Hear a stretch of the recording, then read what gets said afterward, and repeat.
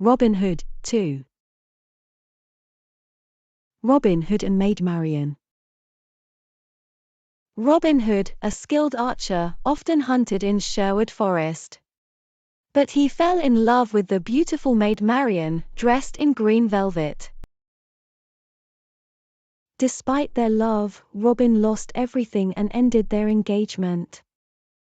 Heartbroken, Marian disguised herself as a knight and headed to Sherwood Forest. Coincidentally, Robin also dressed as a Norman knight, and they battled. After a long fight, Robin recognized Marian's skill and proposed she join his band. Upon realizing each other's true identity, they embraced and kissed. Marian declared her intention to stay with Robin in the Green Wood, and he agreed.